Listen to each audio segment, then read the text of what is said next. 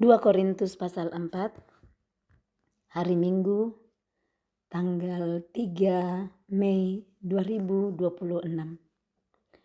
Harta rohani dalam bejana tanah.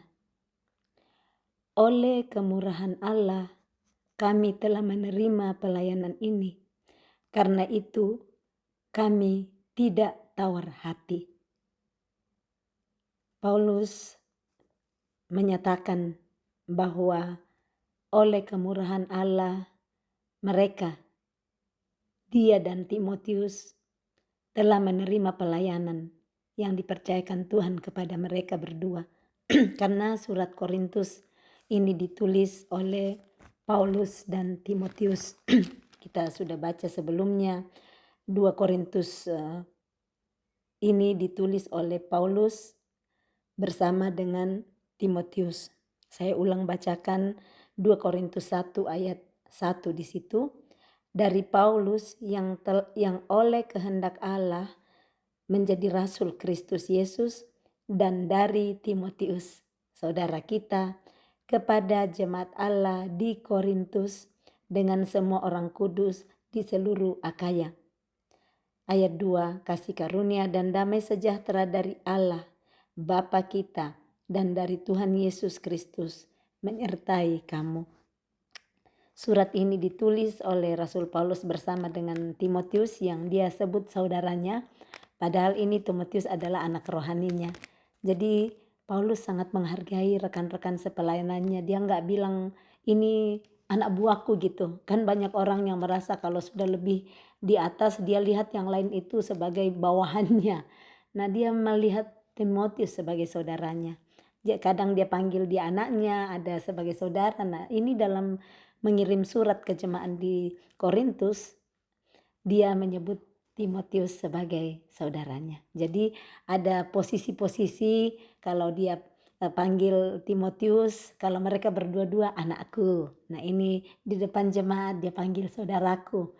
Nah kalau kita ingat sebelumnya dia sudah bilang bahwa usahakan kalau Timotius datang kepadamu. Karena itu di 1 Korintus ini Paulus yang tulis sendirian, nggak bersama dengan nggak bersama dengan Timotius. Jadi waktu di 1 Korintus itu dia tulis bersama dengan Sostenes. Itu juga dia bilang saudara kita. Nah Sostenes kita jarang dengar namanya ya, tetapi Timotius pelayanannya nanti bahkan ada surat 1 Timotius dan 2 Timotius. Kita lihat di sini saja. Jadi dia angkat di 2 Korintus 4 ini bahwa oleh kemurahan Allah saja. Bukan karena kuat dan gagahnya Paulus dan Timotius. Bukan karena hebatnya Paulus hafal ayat. Bukan karena hebatnya Paulus tahu semua hukum-hukum yang ada. Karena dia kan muridnya Gamaliel ya. Dia pintar sekali ini Paulus. Dia tahu segala macam aturan-aturan yang ada. Bukan karena kesemuanya itu sehingga dia diberikan pelayanan yang dia lakukan dengan Timotius, tetapi oleh kemurahan Allah. Bagaimana dengan saudara sendiri hari ini? Pelayanan apa yang Tuhan percayakan? Pelayanan jadi istri? Pelayanan jadi oma? Pelayanan jadi mama? Pelayanan bekerja di kantor jadi sekretaris? Pelayanan jadi anak-anak? Pelayanan bekerja dengan anak-anak. Semua itu hanya karena kemurahan Tuhan. Atau saudara pikir, iya karena kan kami udah lama pacaran dulu, jadi saya menikah, dapatlah saya pelayanan jadi istri. Dan ya wajar aja nikah, sesudah itu punya anak. Itu bukan wajar-wajar aja, itu adalah anugerah Tuhan. Kalau kita sadar seperti ini, kita nggak akan sombong dengan semua yang kita punya. Kita nggak akan bilang, iya kami kan udah lama pacaran, disetujui orang tua, kami diberkati, kami punya anak. Semua itu hanya karena kemurahan Tuhan. Mari kita ganti cara berpikir kita hari ini. Pakai pikiran Kristus, supaya kita sadar bahwa yang kita punya semuanya dari Tuhan. Betul ada bagian kita di sana untuk mengusahakan, tetapi semuanya itu asalnya daripada Tuhan. Pekerjaan yang diberikan, pekerjaan terbaik atau pekerjaan apapun. Seperti saya bekerja dengan anak-anak, saya bersyukur sekali Tuhan kasih saya pekerjaan seperti ini. Yang awalnya ngurus 2 anak saya aja saya mau nyerah. Dulu saya bilang, saya nggak akan pernah mau kerja di tempat yang saya kerja sekarang. Karena ngurus 2 anak di rumah saya pusing sekali dulu. Saya pusing sekali kalau sudah teriak-teriak. Mana pernah saya pikir mau bekerja sama anak-anak, 16 orang anak, itu anak-anak yang teriak sana, nyanyi di sana semua. Tapi semua karena kemurahan Tuhan. Tuhan berikan saya pekerjaan ini dan saya sangat menikmati pekerjaanku. Saya menikmati ketemu banyak sekali teman-teman kerja, karena pekerjaanku spesial. Saya nggak di satu tempat aja. Saya bisa pergi di semua yang, jadi saya di daerah Sion namanya. Jadi saya bekerja di satu pekerjaan di mana membawahi banyak playgroup di seluruh kota Sion. Dan saya bekerja di semua playgroup itu. Jadi kalau ada yang sakit, ada yang melahirkan, ada yang uh, izin, saya yang menggantikan. Jadi saya bagian tenaga pengganti. Tapi saya senang sekali. Awalnya pun saya bilang, aduh Tuhan, saya lebih senang yang satu tempat aja terus. Saya kan udah tahu tempatnya, saya udah tahu uh, rekan-rekan kerja di situ. Nggak usahlah saya pindah-pindah Tuhan.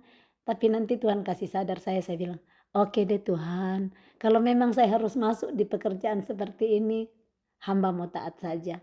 Saya mau rela aja karena harus ngafal nama anak-anak loh di tiap tempat kerja baru. Kan nama anaknya lain beda lagi. Banyak sekali. Karakter anak beda, karakter teman kerja beda. Cara mereka kerja juga beda. Kan nggak semua sama. Tapi saat saya memberi hati kosong, Tuhan eh, kirim saya di mana Tuhan mau. Saya kosongkan pikiranku sendiri, pikiran Kristus masuk di setiap tempat saya pergi, saya senang. Saya senang aja di mana-mana dan nama anak-anak saya gampang ingat. Anak-anak enaknya itu cium-cium banyak, peluk-peluk anak-anak kecil. Aduh, saya senang sekali pekerjaan saya seperti itu. Yang sebelumnya saya takut, aduh bagaimana saya mau hafal nama mereka. Nanti teman kerja cuman 2, 3 teman kerja aja biasa kasih pusing kan. Tapi saat saya kosong, saya lihat sekali janji Tuhan itu. Serahkanlah hidupmu kepada Tuhan dan percayalah kepadanya, maka dia bertindak. Saat saya serahkan hidupku, Tuhan mau bawa saya hari ini di tempat kerja A, besok di tempat kerja B, lusa di tempat kerja C, atau pagi di tempat kerja A, sore di tempat kerja B. Saya bilang aja, siap Tuhan, kemana Tuhan kirim saya. Jadi saat saya belajar seperti ini, hatiku dipenuhi sukacita. Sebelumnya hatiku dongkol duluan. Kenapa saya dipindah-pindahin terus? Saya nggak suka teman kerja di sana itu menjengkelkan saya. Tapi saat saya ganti pikiranku dengan pikiran Kristus, saya berdoa teman kerjaku nanti saya bisa menjadi hamba buat mereka. Apa yang mereka butuhkan, jadi telinga. Ternyata banyak sekali di semua tempat-tempat saya pergi kerja, saya bisa berteman dengan mereka. Saat saya mulai terbuka, kalau dulunya saya menyendiri aja, saya pas istirahat saya pergi menyendiri, bikin hidupku sendiri. Tapi sekarang saya tertarik dan mereka tertarik dekat-dekat dengan saya. Itu saat pikiran sudah mulai diubahkan. Bagaimana caranya? Tawan semua pikiran dan taklukkan kepada Kristus. 2 Korintus 10 ayat 5b yang menjadi ayat terapi saya tiap hari. Saya bersyukur diajar di kelas pemuridan untuk menerapi pikiran saya dengan firman Tuhan setiap hari, dan saya lihat sangat-sangat mujarab. Ibrani 4 ayat 12 mengatakan bahwa firman Allah hidup dan kuat, tapi di bahasa Perancisnya dia bilang firman Allah itu hidup dan mujarab. Itu bahasa Perancis, hidup dan mujarab, dan betul saya saksikan mujarabnya itu firman Tuhan. Ya, jadi mari percaya kepada firman Tuhan. Firman Tuhan gak pernah gagal saat kita mempercayai. Nah, mari kita kembali kepada kehidupan Paulus di mana dia katakan kemurahan Allah. Saya berkata tadi tentang pekerjaan saya hanya karena kemurahan Allah saya bisa dapat pekerjaan yang impossible dulu. Saya pikir saya bebas, mau libur 2 bulan saya bisa, mau libur 3 minggu saya bisa, mau libur 6 minggu. Saya sesuka-suka saya untuk pekerjaan. Itu hanya Tuhan yang sanggup membuat demikian. Hanya Tuhan yang bisa memberikan seperti itu.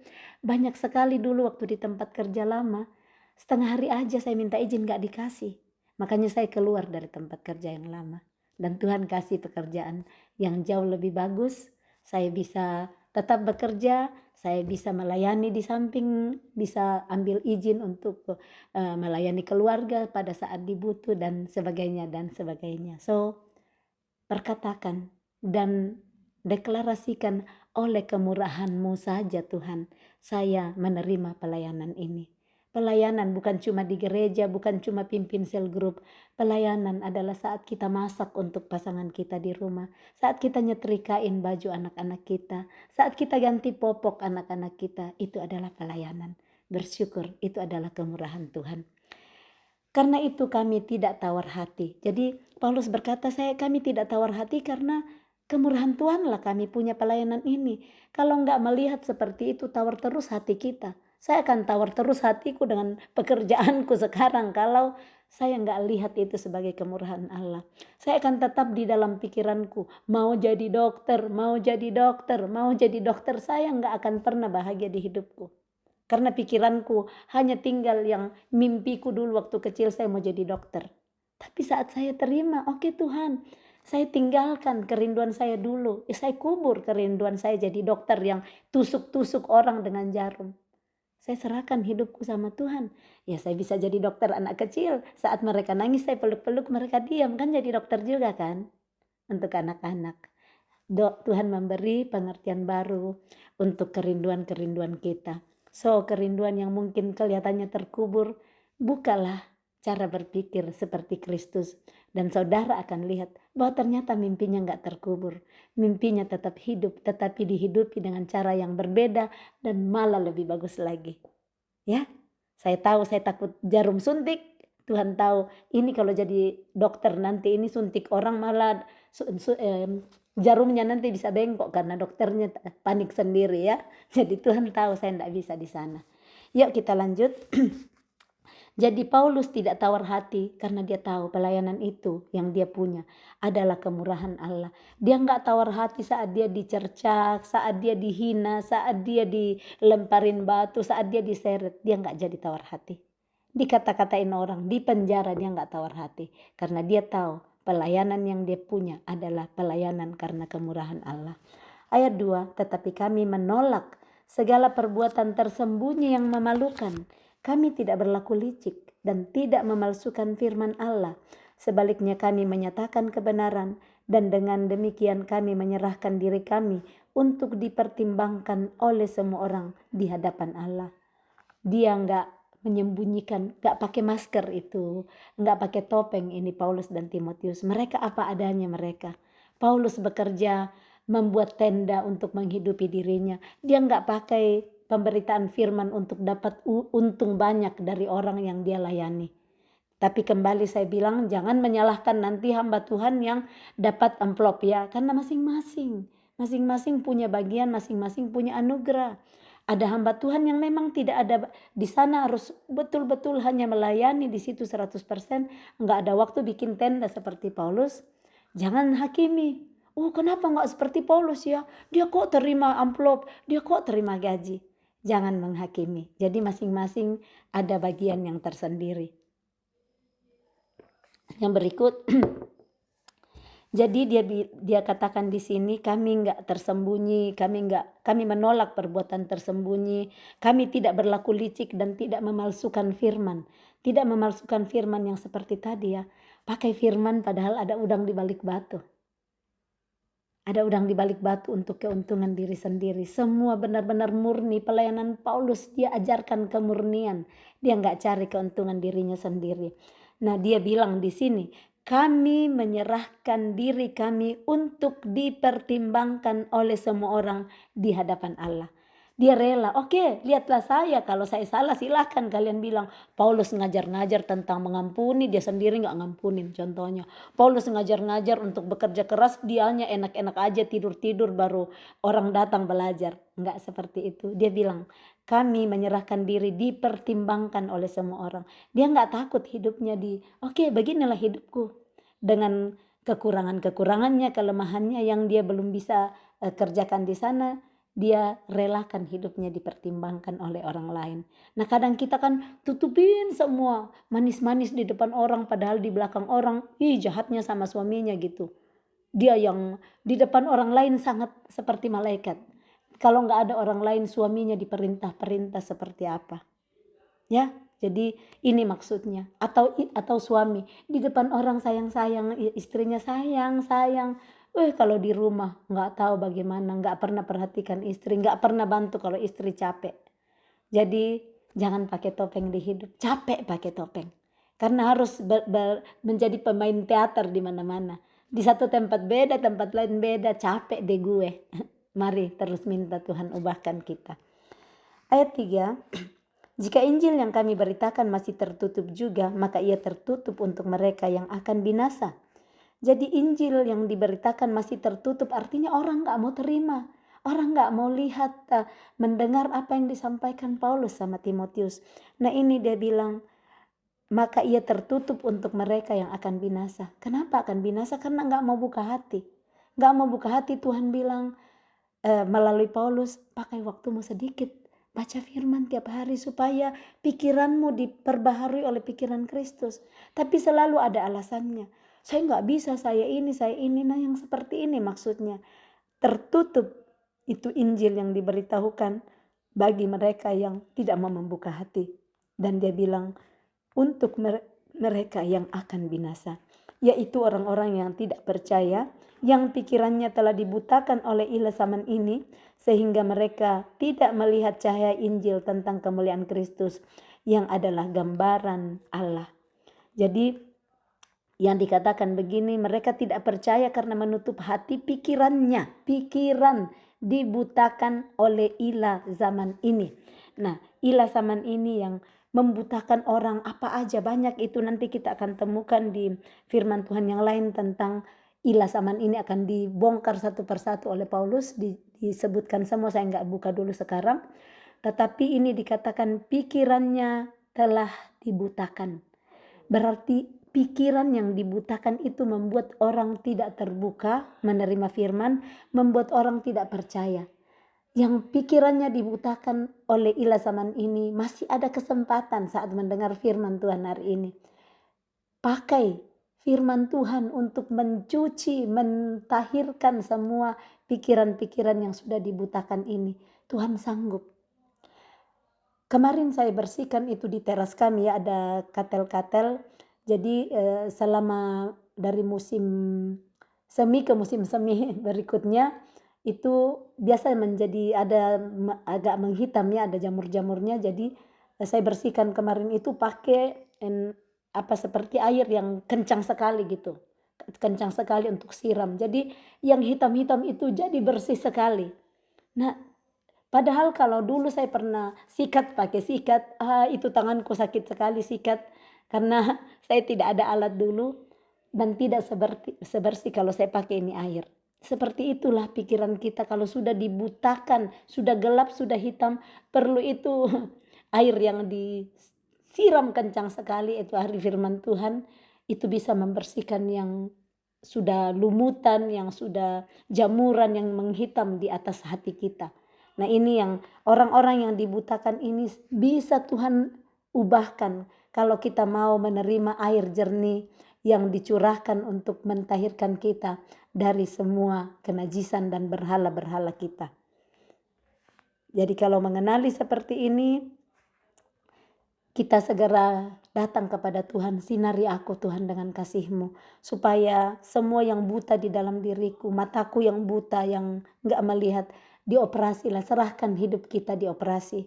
Mata yang katarak dioperasi, apalagi yang juling semua operasi supaya nantinya bisa melihat dengan bagus. Nah ini dikatakan orang yang dibutakan oleh ilah zaman ini tidak akan melihat cahaya Injil tentang kemuliaan Kristus yang adalah gambaran Allah. Ayat 5, sebab bukan diri kami yang kami beritakan, tetapi Yesus Kristus sebagai Tuhan dan diri kami sebagai hamba-Mu karena kehendak Yesus. Sebab Allah yang telah berfirman, dari dalam gelap akan terbit terang, Ia juga yang membuat terangnya bercahaya di dalam hati kita, supaya kita beroleh terang dari pengetahuan tentang kemuliaan Allah yang nampak pada wajah Kristus.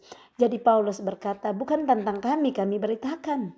Mungkin sekali-sekali dia pakai ilustrasi hidupnya menceritakan ya, yang dia cerita, saya ketemu Yesus di jalan ke Damsyik, mata saya buta 3 hari, nanti Ananias yang doakan saya, yang baptis saya dan mata saya melihat kembali. Ada yang dia cerita tentang dia, tetapi inti dari semua pemberitahuannya bukan tentang dirinya, tetapi tentang Kristus. Dan di sini dia katakan, saya menjadi hamba Kristus, menjadi hamba Kristus dan menjadi hamba orang-orang Korintus. Dia memberitahu dirinya sebagai hamba dan diri kami sebagai hambamu. Dia enggak bilang kami sebagai bosmu, kami sebagai pemimpinmu, enggak. Dia bilang dan kami sebagai hambamu karena kehendak Yesus. Selalu kehendak Yesus, bukan kehendaknya sendiri. Yang tadi ini ayat 6, sebab Allah telah berfirman dari dalam gelap akan terbit terang. Ingatkan Ibu kita Kartini tanggal 21 April kita peringati ya Hari Kartini. Ini kan motonya Kartini, ya habis gelap terbitlah terang. Itu dia dapat dari firman Tuhan ternyata, dan ditelusuri ternyata dia punya mentor dulu orang Belanda. Jadi sering kirimin surat dan pasti mentornya ini karena orang Kristen dia kasih cerita tentang habis gelap terbitlah terang, dan di sanalah saya percaya Raden Ajeng Kartini mendapat moto itu. Habis gelap terbitlah terang, dan kita saksikan hari ini dari dalam gelap akan terbit terang. Jadi Kartini kita berkati keluarganya yang masih ada, anak cucunya, karena dia ada anak cucu anak kayak saya lupa dia meninggal ke waktu melahirkan kalau saya nggak salah ingat, karena dia sudah menceritakan Injil ke seluruh bangsa Indonesia. Menceritakan Injil mana? 2 Korintus 4 ayat 6. Itu bagus juga jadi ayat hafalan kita supaya kita tahu ya, 2 Korintus 4 ayat 6. Dari dalam gelap akan terbit terang. Dan ia juga yang membuat terangnya bercahaya di dalam hati kita. Jadi Yesuslah yang membuat terangnya bercahaya dalam hati kita, bukan kita yang membuatnya. Kita hanya alat yang menerima kalau Tuhan mau membuat terangnya bercahaya dalam hati kita. Tapi kalau kita tidak mau, kita tutupin dengan semua iri hati, kesombongan, kekerasan hati, makanya terangnya enggak bercahaya. Tetapi saat kita kosong memberikan semua tempat untuk terangnya bercahaya, maka terangnya akan memenuhi hidup kita. Supaya kita beroleh terang dari pengetahuan tentang kemuliaan Allah yang nampak pada wajah Kristus. Sehingga orang akan melihat biasa, saya seperti melihat Kristus loh lewat hidupmu. Pernah gak lihat orang seperti itu? Pernah gak dengar orang berkata, saya seperti melihat Kristus saat saya melihat kamu loh. Saya lihat Kristus saat melihat wajahmu. Atau yang lain bilang, kalau saya lihat kamu saya seperti melihat iblis. Hati-hati ya kalau ada yang bilangin, lihat kamu saya seperti melihat iblis. Gantilah. Saat orang bilang gitu jangan marah. Ya jangan marah, tapi introspeksi diri. Saya ingat dulu ada yang bilangin saya, lucu sekali ini. Dulu kan saya rajin sekali di Facebook dan saya posting foto. Waktu saya sudah lahir baru. Lahir baru artinya saya menerima baptisan karena saya yang mempercayai bahwa saya terima Yesus. Ini cerita ke saya, ponakan saya sendiri ya. Ponakan saya bilang, Tante Elma dulu kalau kita lihat fotonya biar senyum itu mengerikan. Bayangin dibilangin saya gitu. Tante Elma dulu saya lihat fotonya biar tersenyum mengerikan. Kalau saya dengar saya ingat ini saya ketawa sekarang ya. Tapi menusuk banget kan. Udah senyum saya mengerikan loh. Saya nggak tahu gimana kalian lihat saya hari ini. Tapi dulu katanya saya mengerikan. Kenapa? Karena hati saya banyak ditutupi oleh banyak hal-hal. Ilah zaman ini menutupi hati saya. Terang Kristus gak bercahaya di dalam, jadi mau tersenyum pun orang melihat saya mengerikan. Ya maaf, puji Tuhan hari ini saya terus mau memberikan hati saya diterangi Kristus supaya kemuliaan Tuhan nampak melalui kehidupan saya dari hari ke hari. Ayat yang ke-7, tetapi harta ini kami punyai dalam bejana tanah liat, supaya nyata bahwa kekuatan yang melimpah-limpah itu berasal dari Allah bukan dari diri kami. Jadi dia bilang harta ini kami punya dalam bejana tanah liat. Kan ada di firman lain ya, Tuhan itu seperti penjunan dan kita adalah tanah liat yang dibentuk menjadi bejana. Jadi ini disimpan, ini harta dalam tanah liat supaya apa? Nyata. Tanah liat itu kan kalau di ini aja udah bisa hancur kan. Kalau dibuat tempayan, dipukul dikit-dikit aja dengan batu sudah hancur. Jadi kalau tanpa Tuhan hancur, nggak ada kekuatan. Tetapi bersama Tuhan bisa menjadi sesuatu yang kuat hanya karena kekuatan Tuhan dari sana. Jadi nggak ngandalin diri sendiri. Ini maksud Paulus, supaya nyata bahwa kekuatan yang melimpah-limpah itu berasal dari Allah, bukan dari diri kami. Dalam segala hal kami ditindas, namun tidak terjepit. Kami habis akal, namun tidak putus asa. Dalam segala hal, Paulus sadar bahwa dia ditindas. Dia sadar bahwa ditindas bersama Timotius, tetapi dia bilang, saya tidak putus asa. Kami tidak putus asa. Kenapa kuat? Ingat gak kuatnya di Roma 12 ayat 12? Coba lihat kuat di Roma 12 ayat 12 yang dia sampaikan, Paulus sampaikan di situ bahwa bersukacitalah dalam pengharapan, sabarlah dalam kesesakan, dan bertekunlah dalam doa. Dia bisa keluarkan kuat-kuat ini karena dia lewatin. Dia lewatin bagaimana dia berharap dalam pengharapan yang gak mungkin. Gak ada harapan lagi. Tetapi dia menaruh harapan. Dan harapan itu, di dalam berharap itu dia bersukacita. Orang mau bilangin pun, mau berharap apa tuh? Mustahil, gak mungkin. Tapi dia tetap bersukacita dalam pengharapan. Di dalam kesesakan, dia lewati kesesakan-kesesakan. Dia bersabar. Dan dia terus bertekun di dalam doa.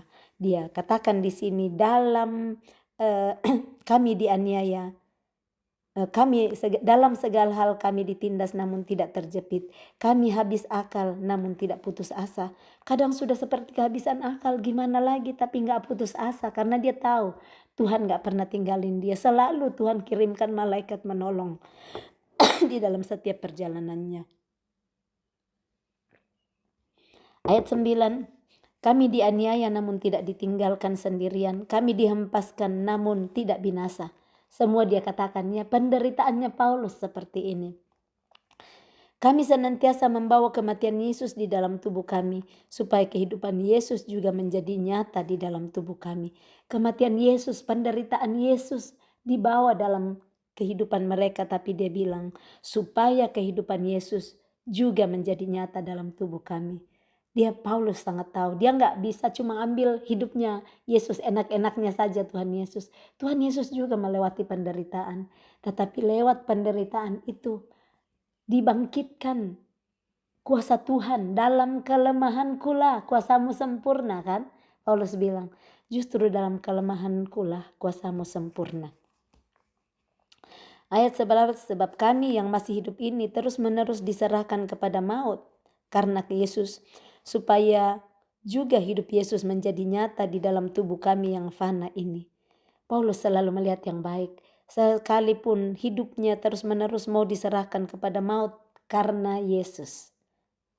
Tekankan ini, karena Yesus, bukan karena salahnya sendiri atau perbuatannya yang melanggar hukum makanya dia akan dihukum ya, tapi karena Yesus. Dia bilang supaya juga hidup Yesus menjadi nyata di dalam tubuh kami yang fana ini. Maka demikianlah maut giat di dalam diri kami dan hidup giat di dalam kamu. Jadi dia menerima segala penderitaan maut yang coba giat di dalam hidupnya. Tetapi dengan cara itu hidup giat di dalam orang-orang Korintus. Karena mereka menyaksikan bagaimana Tuhan bekerja di dalam hidup Paulus. Ayat 13, namun karena kami memiliki roh iman yang sama, seperti ada tertulis, aku percaya, sebab itu aku berkata-kata. Maka kami juga percaya dan sebab itu kami juga berkata-kata. Apa yang mau kita percayai? Apa yang kita mau katakan kalau kita nggak percaya ya? Kalau cuman tukang obat, cerita aja padahal dia sendiri tahu itu obatnya mungkin nggak manjur. Bagaimana mau berani berbicara, itu pembohong namanya. Tapi Paulus bilang, aku percaya sebab itu aku berkata-kata. Aku berani berkata, pegang iman karena percaya sekalipun belum melihat. Bagaimana supaya bisa percaya sekalipun belum melihat?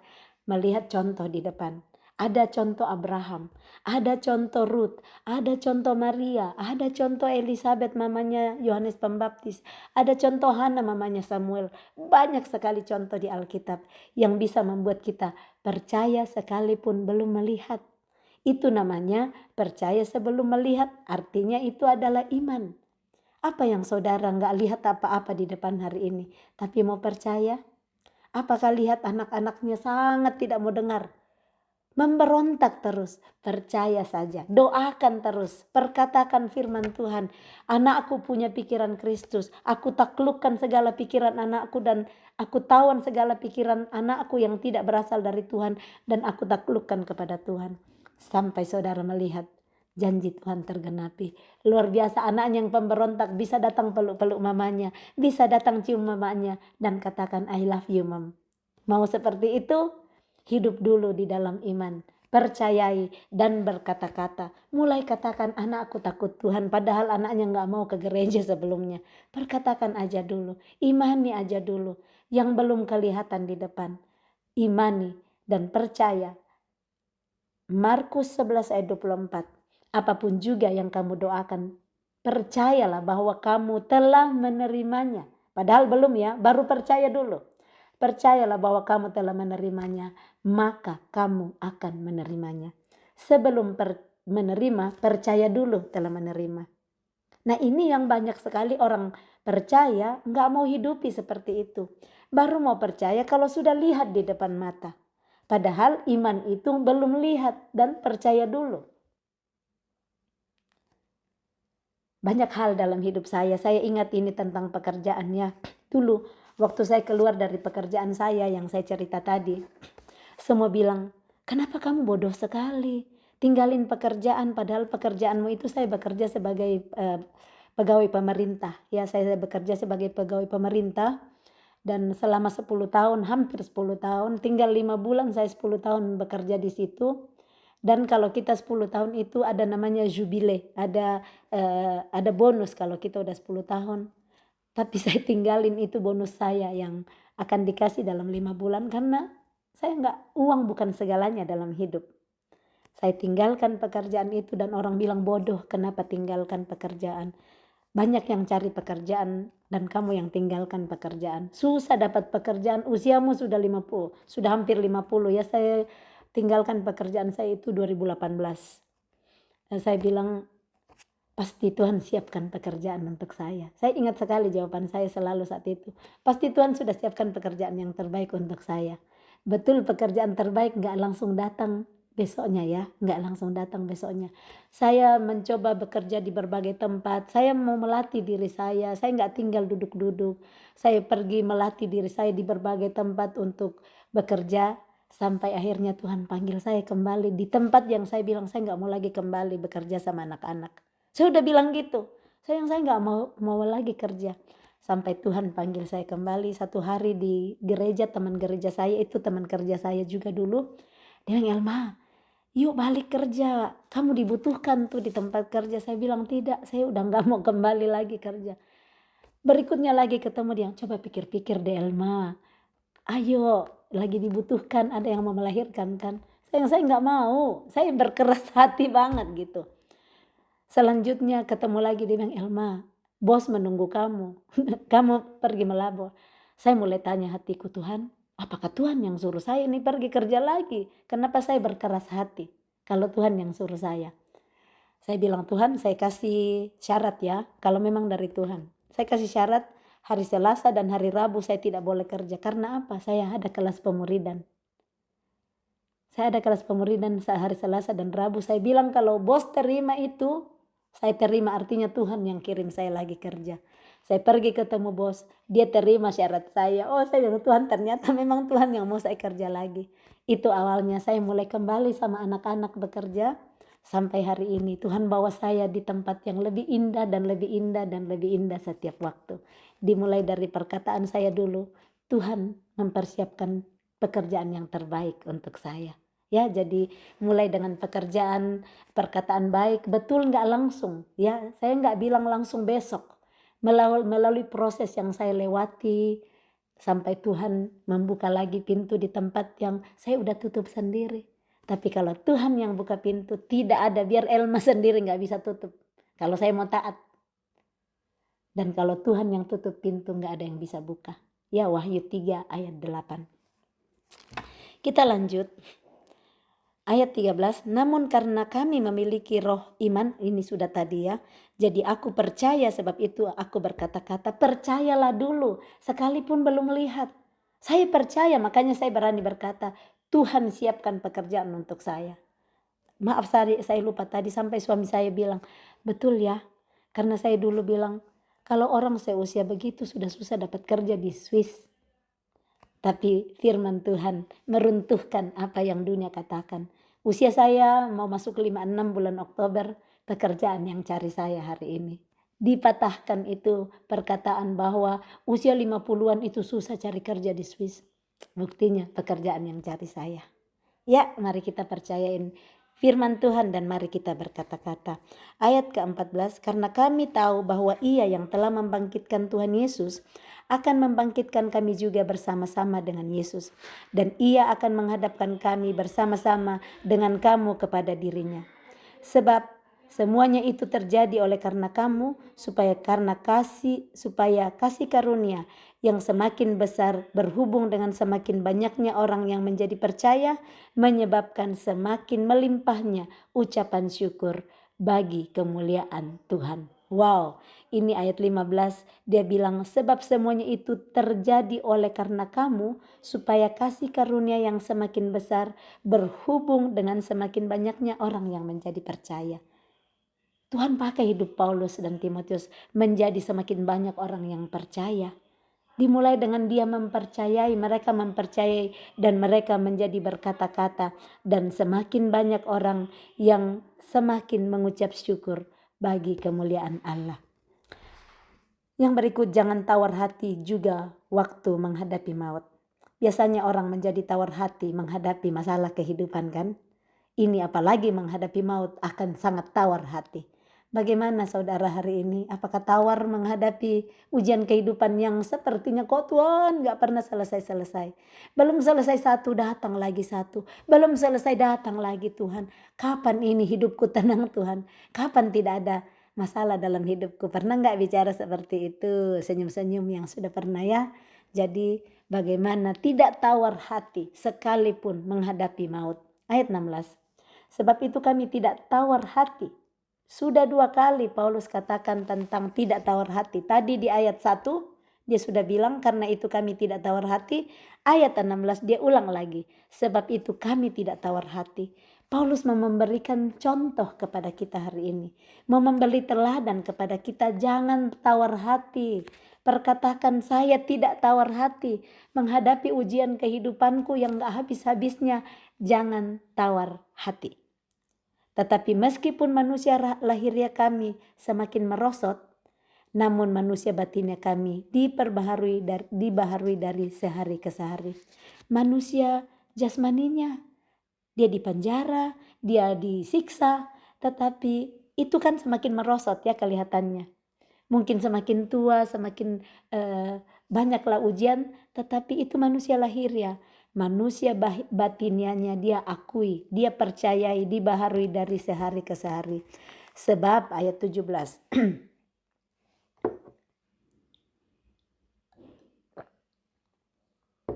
Penderitaan ringan yang sekarang ini. Dia bilang ringan penderitaannya. Padahal berat sekali kan. Dia bilang ringan penderitaannya sekarang ini. Saudara mau bilang juga enggak penderitaanku ringan? Atau cuman sakit kepala, wih sakit sekali kepalaku, pusing sekali, udah ngeluhnya seluruh dunia tahu. Padahal ringan sekali.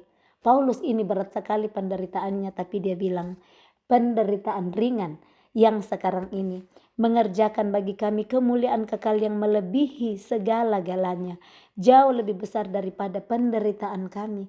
Paulus melihat jauh ke depannya, kemuliaan yang jauh lebih besar, kemuliaan kekal yang melebihi semua segala-galanya, membuat dia melihat penderitaannya yang tadi dia sudah sebut dari ayat yang ke-8 tadi sampai ayatnya yang ke-10. Penganiayaan-penganiayaannya itu penderitaan besar sekali. Dia bilang, penderitaan ringan. Karena dia percaya ada kemuliaan kekal yang melebihi segala-galanya, yang jauh lebih besar daripada penderitaannya. Maukah saudara berpikiran seperti Paulus hari ini? Melihat semua penderitaan sebagai sesuatu yang ringan karena kemuliaan kekal jauh lebih besar dari penderitaan yang dialami hari ini. Ayat 18. Sebab kami tidak memperhatikan yang kelihatan. Kuncinya bagaimana supaya dia bisa melihat penderitaannya ringan adalah dia tidak memperhatikan yang kelihatan. Kenapa berat sekali hidup kita? Karena kita kacamatain terus, kita mikroskop terus yang kelihatan di depan mata. Suamiku ini, cuman ini satu sepatu aja bergeser udah nggak senang. Ini anak-anakku tak bangunin jam 4 subuh udah marah-marah. Contoh-contoh aja ya. Yang seperti itu yang kelihatan, yang dilihat. Uang belanjaku udah nggak ada. Ini teman kerjaku begini. Yang kelihatan terus diperhatikan. Paulus dan Timotius tidak begitu.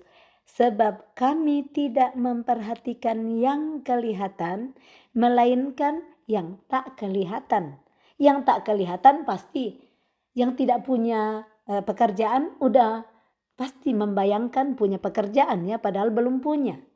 Yang gak cukup uang untuk bayar uang sekolah anak, pasti membayangkan yang tidak kelihatan nanti cukup uang bayar sekolah anak. Yang hari ini dirudung sedih terus sakit, lihatlah yang bayangkanlah dirinya sudah sehat melompat-lompat. Saya belajar dari ibu rohani saya, mentor saya, tentang bagaimana kita memikirkan yang kita rindu terjadi. Yang sakit itu kan ada juga ditulis di Alkitab. Yang lemah hendaklah berkata aku kuat. Yang miskin berkata aku kaya. Jadi yang sakit sekarang belum bisa jalan ya. Contoh belum bisa jalan kuat. Sudah melihat di depan bahwa saya akan lari-lari. Saya akan main kasti. Saya akan main itu ada waktu saya kecil di Toraja itu dengan karet ya. Kita lompat-lompat namanya yeye. Main yeye itu kita main-main dengan teman-teman. Bayangkanlah itu, saya bisa main yeye lagi, saya bisa lari-lari lagi, padahal kaki hari ini belum bisa gerak. Seperti itu yang tidak kelihatan, itu yang kami perhatikan. Yang kelihatan kaki yang belum bisa kuat jalan, jangan perhatikan itu. Perhatikan yang belum ada, mulailah bercerita. Iya, saya akan lari-lari, saya akan pergi pegang cucuku, jaga cucuku, perkatakan yang belum kelihatan hari ini. Karena yang kelihatan adalah sementara. Yang saudara lihat hari ini sementara kok. Saya sudah saksikan sekali ini, firman ini nolong saya di dalam setiap kehidupan saya yang sangat berat. Yang saya lihat di depan, saya mau menyerah lihat perjuangan hidup saya di depan. Tapi firman ini menolong saya. Setiap kali saya lihat di depan itu kacau balau, saya lihat gelap gulita, saya perkatakan firman ini. Saya tidak memperhatikan yang kelihatan, melainkan yang tak kelihatan. Karena yang kelihatan di depan mataku hari ini, yang kacau balau, yang gelap gulita sementara saja ini. Pasti di depan saya ada terang kemuliaan Tuhan yang sementara dipersiapkan. Pasti di depan saya ada kemenangan dan saya saksikan. Saya berani katakan ya, tadi Paulus bilang kita berkata-kata, saya percaya. Ya, aku percaya sebab itu aku berkata-kata, maka kami juga percaya dan sebab itu kami juga berkata-kata. Kalau saya berkata-kata hari ini, karena saya percaya dan saya sudah mengalami. Saat saya menghadapi situasi yang sangat berat, saya ingat firman ini. Saya perkatakan yang di depanku hanya sementara, sedangkan yang tak kelihatan itulah kekal. Dan Tuhan bukakan yang saya betul rindukan, bahkan jauh lebih daripada yang saya rindukan itu saat semuanya gelap di depan. Tuhan memperlihatkan jauh lebih daripada yang saya pikirkan dan saya doakan. So, Mazmur 37 ayat 4, dan bergembiralah karena Tuhan, maka dia akan memberikan apa yang diinginkan hatimu. Ayat 5, serahkanlah hidupmu kepada Tuhan dan percayalah kepadanya, maka ia akan bertindak. Jadikan firman Tuhan menjadi pelita bagi kakimu dan terang bagi jalanmu. Dari hari ke hari, maka damai sejahtera yang melampaui segala pikiran, akal dan pikiran akan senantiasa memenuhi hidup saudara dan saya. Saya tutup firman Tuhan dengan Mazmur 16 ayat 11. Engkau memberitahukan kepadaku jalan kehidupan. Maaf, saya ulang. Mazmur 16 ayat 11. Engkau memberitahukan kepadaku jalan kehidupan. Di hadapanmu ada sukacita, berlimpah-limpah. Di tangan kananmu ada nikmat senantiasa. Mari menerima pemberitahuan jalan kehidupan yang Tuhan ajarkan kepada kita. Di hadapannya penuh sukacita yang berlimpah-limpah. Kalau nggak ada sukacita hari ini, ikutlah menerima apa yang Tuhan beritakan kepada kita hari ini. Di hadapannya sukacita melimpah-limpah, di tangan kanannya ada nikmat senantiasa. So, jangan perhatikan yang kelihatan hari ini, tapi perhatikanlah yang tidak kelihatan. Terus berharap kepada Tuhan. Tuhan sanggup melakukan jauh lebih daripada yang kita pikirkan dan doakan. Bagi Tuhan tidak ada yang mustahil, dan tidak ada yang mustahil bagi orang yang percaya. Selamat hari Minggu, salam kasih, Tuhan Yesus memberkati. Shalom.